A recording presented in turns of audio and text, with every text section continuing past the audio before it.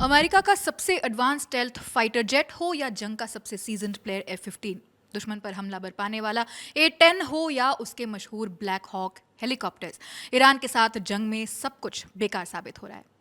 Stealth कहे जाने वाले सिस्टम को ईरान ढूंढ कर मार रहे हैं, लेकिन ईरान ने ये कारनामा किया कैसे? इसका जवाब है ईरान का एक एयर डिफेंस सिस्टम। तो क्या है इस सिस्टम में, ये बताने के लिए हमारे साथी मानस मौजूद है। मानस, प्लीज बताइए।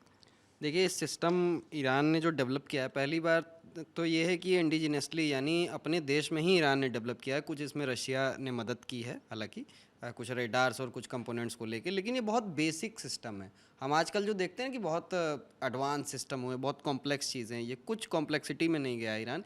ईरान का सीधा कहना है कि कोई भी अगर जहाज़ उड़ रहा है तो उससे एक चीज़ ज़रूर वो एमिट करेगा या निकलेगी उससे, गर्मी। जो इसका इस सिस्टम का नाम माजिद एयर डिफेंस सिस्टम है। ये रडार वडार के चक्कर में नहीं पड़ता है। इसका बहुत सीधा हिसाब है कि जो सिस्टम उड़ रहा है उससे या तो उसके हीट सिग्नेचर जो होगा हम उसको पकड़ेंगे, वहाँ से मारेंगे। 75 किलो का इसमें वॉरहेड होता है, यानी 75 किलो एक जहाज़ या हेलीकॉप्टर को तबाह करने के लिए पर्याप्त मात्रा में इतना बारूद है कि एक बार अगर ब्लास्ट हो गया किसी जहाज़ या हेलीकॉप्टर के अगल बगल तो वो उसका जाना तय है। दूसरी चीज़ है, सबसे जो इसका खास फीचर है, हीट सीकिंग।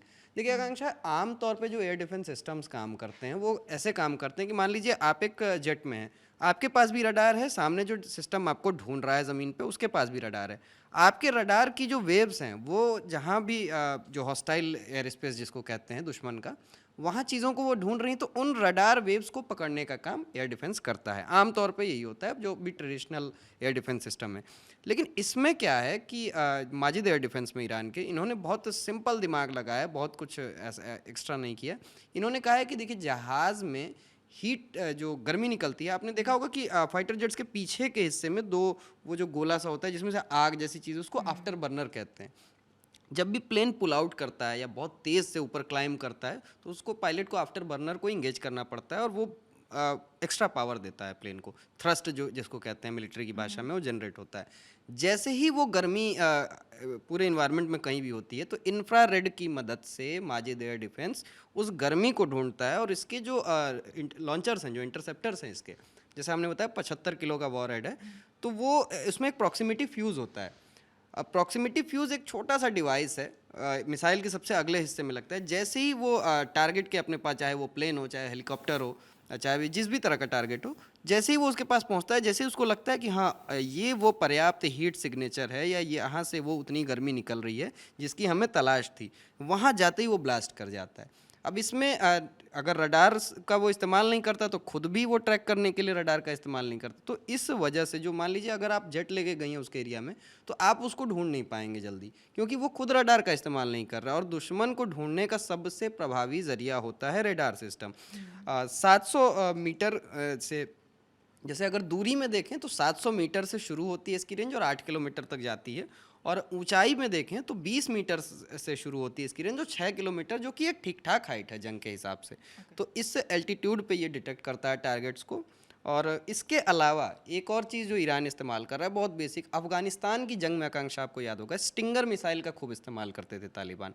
तालिबान ने वो एकदम बेसिक स्टिंगर मिसाइल जो रूस ने उनको दी थी, और अमेरिका के हेलीकॉप्टर्स पे, अमेरिका के जो भी हवाई खतरे आते थे उस पर हमले करते थे। और ये स्टिंगर एकदम कंधे पे रख के चलाई जाती है, बहुत बेसिक सा हथियार है ये।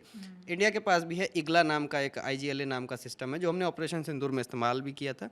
तो इसका इस्तेमाल करके अमेरिका ने 19 मार्च को खबर आई थी कि एक F-35 को हिट किया, जो कि बहुत बड़ी बात है अपने आप में। F-35 को वर्ल्ड में आज तक किसी ने हिट नहीं किया। इसके अलावा F-15 को हिट किया है, जिसका सर्च एंड रेस्क्यू अभी भी चल रहा है। उसका पायलट कहाँ है, उसका क्रू मेंबर कहाँ है, ये अमेरिका को नहीं पता। और अमेरिका ने अभी तक इस बारे में कोई ऐसी जानकारी भी नहीं दी है कि कोई क्रू मेंबर के मिलने की कोई संभावना है। इसके अलावा इस सिस्टम में एक काशिफ 99 एरे सिस्टम लगा। ये एक तरह का रडार सिस्टम है। अब लेकिन हाँ, ये इंफ्रारेड का इस्तेमाल करता है। अगेन यहाँ पे रडार वेव्स नहीं एमिट होती हैं इस सिस्टम से। काशिफ 99 एरे जो सिस्टम है, ये इसकी जो ट्रैकिंग रेंज है, यानी देखिए दो चीज़ें होती हैं। एक किसी भी एयर डिफेंस सिस्टम में एक इंगेजमेंट होता है, एक ट्रैकिंग होती है। पहले दुश्मन का सिस्टम उसको ट्रैक करता है, जहाज़ को, उसके बाद इंगेज करता है। ट्रैकिंग की रेंज ज़्यादा होती है आमतौर पे, जैसे S-400 में भी ट्रैकिंग की रेंज लगभग 600 किलोमीटर है। इंगेजमेंट रेंज जो है हमारी वो 400 किलोमीटर है। इसकी ट्रैकिंग रेंज को ये काशिफ 99 एरे सिस्टम 30 किलोमीटर तक बढ़ा देता है। तो ऐसे ये 15 किलोमीटर तक डिटेक्ट करता है, लेकिन 30 किलोमीटर तक बढ़ने से फ़ायदा ये होता है कि ईरान के जो भी वहाँ पे जो अफसर तैनात हैं जो इस सिस्टम को ऑपरेट करने की जिम्मेदारी रखते हैं, वो पहले ही चौकन्ना हो जाते हैं कि किस डायरेक्शन से किस तरह का ऑब्जेक्ट है, चाहे या तो प्लेन है या तो ब्लैक हॉक है, F-35 जो भी चीज़ है वो किस डायरेक्शन से आ रही है, कितनी बड़ी है, और उसको मारने के लिए हमको कौन सा इंटरसेप्टर या मैन, अगर बहुत नीचे है हेलीकॉप्टर की तरह तो मैनपैड यूज़ करें जो शोल्डर फायर मिसाइल होती हैं। तो ये फ़ायदा हो रहा है ईरान को, और ये बहुत बेसिक सिस्टम का इस्तेमाल करके अमेरिका के महंगे महंगे साजो सामान को अच्छा खासा नुकसान पहुँचा रहा है। जी मानस, ये तो समझ आता है कि F-15 या A-10 स्टेल्थ फाइटर्स नहीं है, लेकिन F-35 को कैसे डिटेक्ट कर लिया जा रहा है? देखिए F-35 स्टेल्थ जो शब्द आता है आकांक्षा, F-35 पहली चीज़ जो उसकी कोटिंग आप देखती हैं ऊपर से जो उसकी लेयर है F-35 की, वो बहुत स्मूथ होती है। वो इसलिए बनाई जाती है कि आप पे रडार की जो वेव्स आ रही हैं, या तो वो अब्जॉर्ब कर ले, सोख ले अपने अंदर, और या तो वो डिफ्लेक्ट कर दे। जैसे जैसे उस पर रडार की तरंगें टकराती हैं तो वो डिफ्लेक्ट कर देता है दूसरे डायरेक्शन में। इस वजह से F-35 को डिटेक्ट करना बहुत मुश्किल है। लेकिन अब यहाँ पे करता क्या है ये माजिद एयर डिफेंस, इसने बहुत सिंपल तोड़ निकाला है इस चीज़ का। F-35 है, सिंगल इंजन है, तो पीछे उसमें एक सिंगल आफ्टर बर्नर उसमें भी होगा। हमने देखा है कि F-35 के आप आमतौर पे जो प्लेन्स हैं, आप F-16 देखिए, F-15 देखिए, उसमें जो हथियार होते हैं वो आपको उनके विंग्स पे लगे दिखेंगे, लेकिन F-35 पे आपको कभी भी उसके हथियार बाहर नहीं दिखेंगे। प्लेन के निचले हिस्से में एक दरवाज़ा होता है, उसको वेपन्स बे कहते हैं, इंटरनल वेपन बे, यानी जो हथियार हैं वो प्लेन के अंदर रहते हैं। होता क्या है कि जब भी इंफ्रारेड या हीट सीकिंग जब काम करती है तो वो वेपन्स को भी डिटेक्ट कर सकती है। ये भी एक तरीका होता है प्लेन्स को ढूंढने का। यहाँ क्या होता है कि जब आफ्टर बर्नर जैसे ही इंगेज होते हैं F-35 के, तो इनका इंफ्रारेड चौकन्ना हो जाता है, इनको रडार की ज़रूरत ही नहीं पड़ती। दूसरी तरफ F-35 का जो रडार है वो इनको नहीं ढूंढ पाता, क्योंकि ये कोई रडार वेव्स छोड़ ही नहीं रहे। अब ये यहाँ पे F-35 कंफ्यूज हो जा रहा है, क्योंकि इस तरीके की वॉरफेयर के लिए उन्होंने बनाया ही नहीं था उसको। उन्होंने बनाया था कि हम बहुत उन्नत एयर डिफेंस सिस्टम के अगेंस्ट चलेंगे, लेकिन बहुत उन्नत air defence system again radar का इस्तेमाल करते हैं, और ईरान नहीं कर रहा। इस वजह से F-35 के जैसे ही वो आफ्टर बर्नर इंगेज हो रहे हैं, इनको दिख जा रहा है इनके मॉनिटर पे, और इनको पता चल जा रहा है कि किस दिशा से, किस रफ्तार से, किस ऊंचाई पे, सब कुछ इनको पता चल जा रहा है, और ये पहले से तैयार बैठे हैं। जैसे ही आ रहा, हाँ ये है कि F-35 को जैसे ही ये हिट कर रहे हैं, 19 मार्च को एक खबर आई थी कि F-35 एक हिट किया गया, लेकिन जैसे ही ये हिट कर रहे हैं F-35 निकलने में भी कामयाब हो जा रहा है, क्योंकि उसकी स्पीड बहुत तेज़ है, और अदर फीचर्स भी उसके हैं जो बहुत उन्नत हैं। लेकिन बावजूद इसके ईरान ने अमेरिका का वो जो मिलिट्री माइट का जो मिथ था, एक जो पहाड़ था मिलिट्री, अमेरिकन मिलिट्री माइट, उसको पूरी तरीके से तोड़ के रख दिया है, और ये दिखा दिया है कि बेसिक सिस्टम से हम F-35, आपके अभी तक F-22 को टारगेट करने की बात नहीं आई है सामने, क्योंकि वो सबसे उन्नत जेट है। F-35 आपने देखा होगा कि अदर देशों को बेचता है अमेरिका, F-22 कभी नहीं बेचता।